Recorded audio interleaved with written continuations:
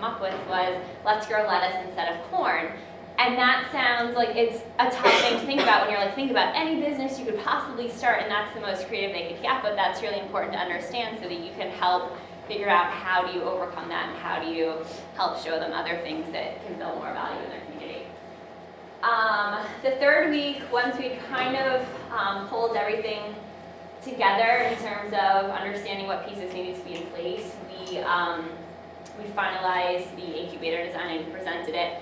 One thing that I would say was very helpful in that process is early on we said, you know, we're here for these 3 weeks and we can develop something and we can leave it on your desk, but that won't be really helpful for you when we go away. And so what we had them agree to is they gave us 2 people who worked there full time who participated on a daily basis in the process.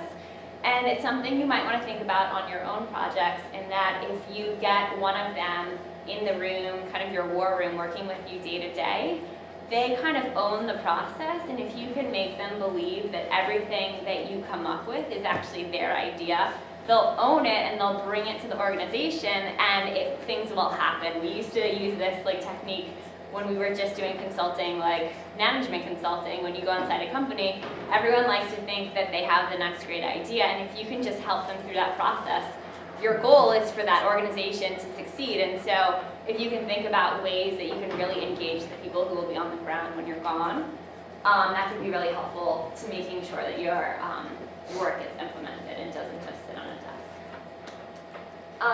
desk.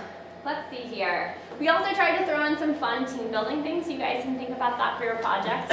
Our team climbed a volcano together, which was very rainy and very cold, but also really fun.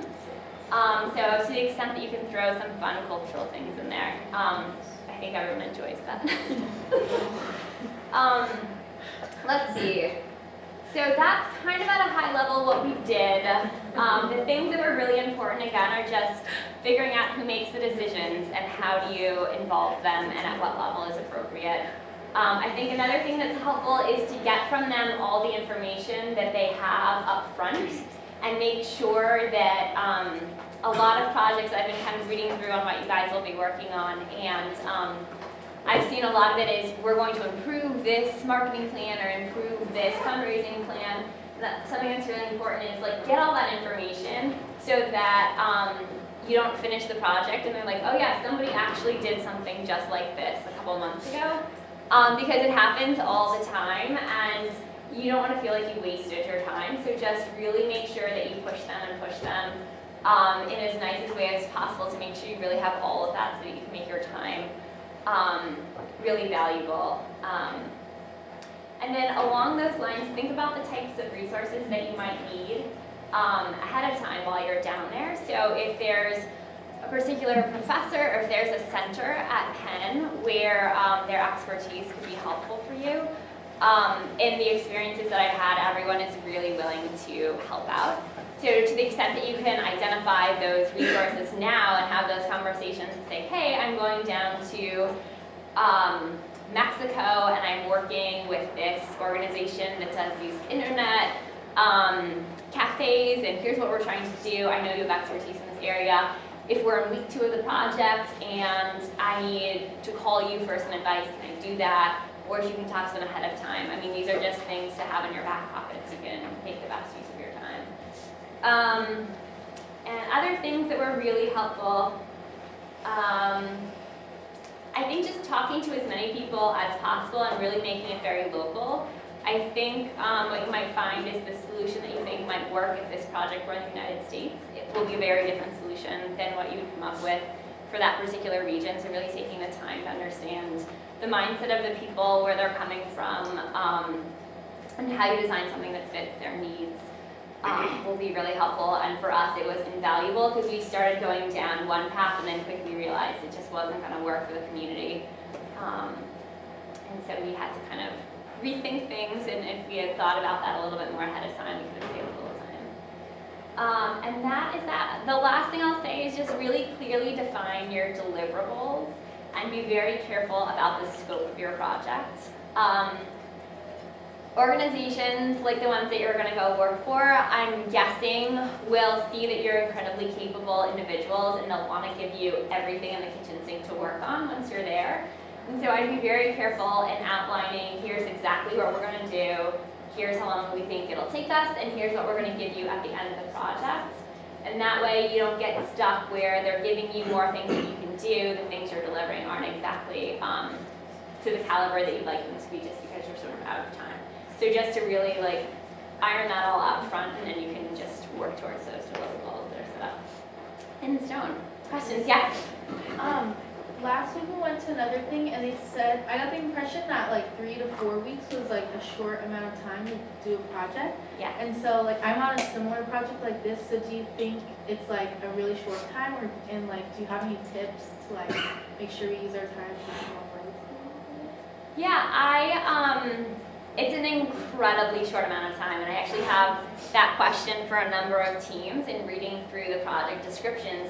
They're very bold and lofty things that you guys want to accomplish, and that's amazing, but also step back with that lens that it is only 3 weeks.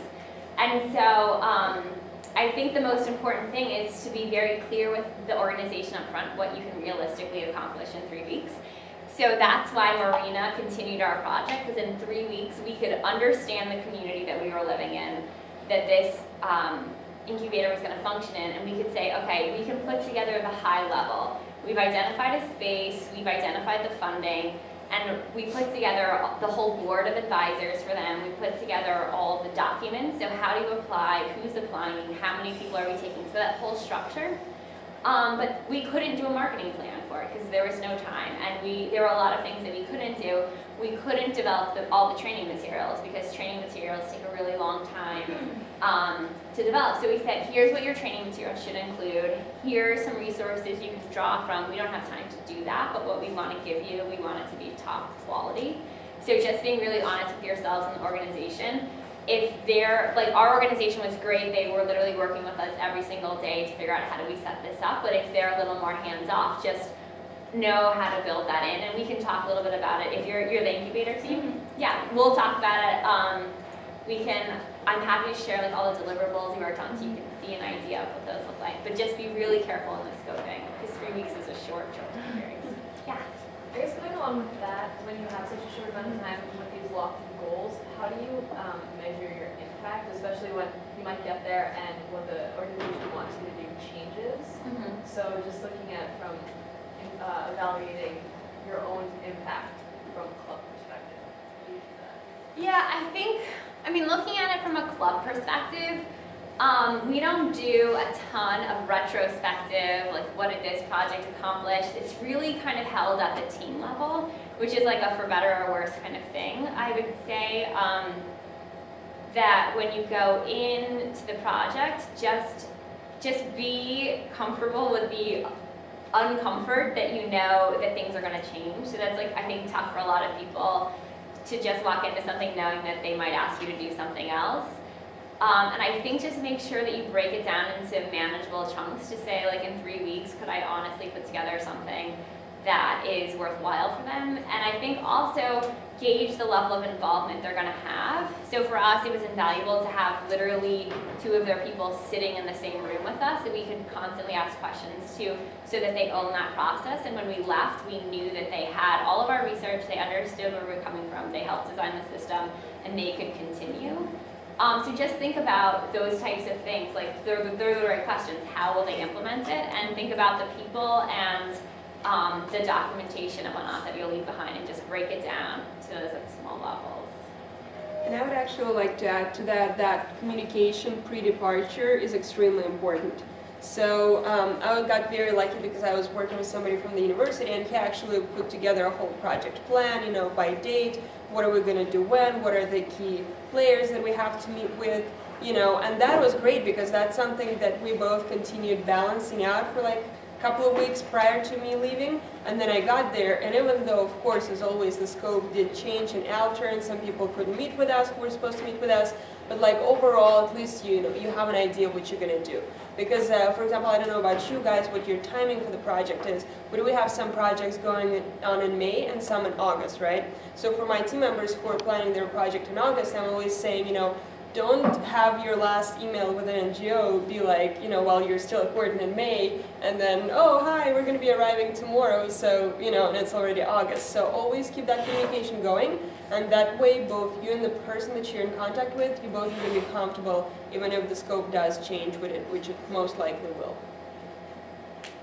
One other thing just to build off of that is on the project plan, put like key meeting dates and stuff, because in consulting in the NGO world, and also in sort of like the corporate world, you're sort of beholden to your client, right? Like you need their information, and if that person can't meet that day, like you can't get your deliverable done. So be very clear that like you need to meet with this person on this date and schedule it in, and if it doesn't happen, then it's very easy for everyone to say like these need to be pushed back because we couldn't deliver, and it helps engage them more to see their name on a calendar with a date and specific things that need to be discussed. Okay, cool. I'm going to turn it over to Marina. She'll talk about part 2 of this project, and then Rachel will tell us about her adventures in Africa. All right, so as Taylor mentioned before, I worked with the same organization just a couple of months later, so I'm not going to go again into the detail on the university and their program, but basically where we stand is they secured some funding, they had the deliverables that Taylor's team has put together, and now they're thinking about 3 months, we're going to recruit people to be in the pilot project.